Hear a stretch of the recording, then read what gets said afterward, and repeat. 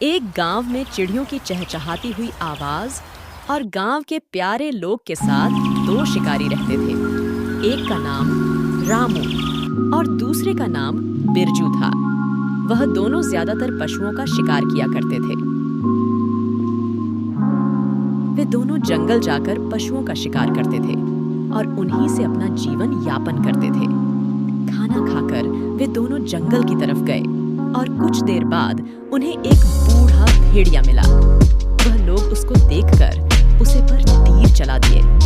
तीर जाकर सीधा भेड़िया के पेट के ऊपर लगा और भेड़िया वहीं मर गया।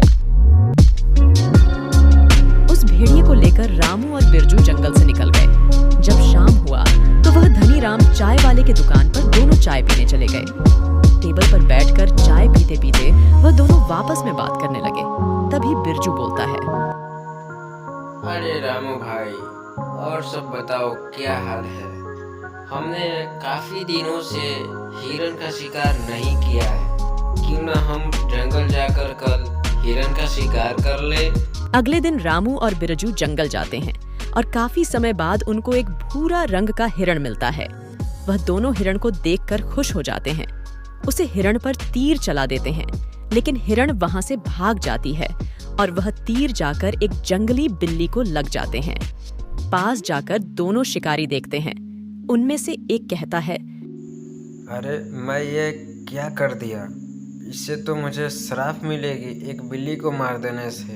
अरे भाई परेशान मत हो श्राप के चलते। मैं एक बाबा को जानता हूँ जो श्राप से मुक्त करा देते हैं। हम कल उन्हीं बाबा के पास चलेंगे। अगले दिन दोनों उस बाबा के पास जाते हैं और उनसे वह सारी बातें बता देते हैं जो उनके साथ जंगल में हुआ था। फिर बाबा उनको एक सुझाव देते हैं।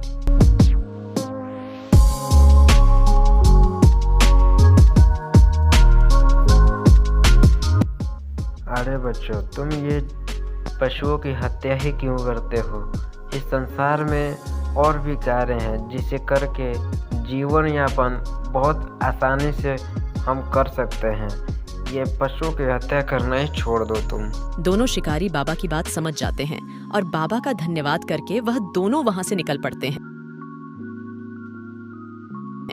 वहां से चले जाने के बाद वह लोग अगले दिन से सब्जी बेचना शुरू करते हैं और सब्जी बेचकर ही वह अपना जीवन यापन करते हैं।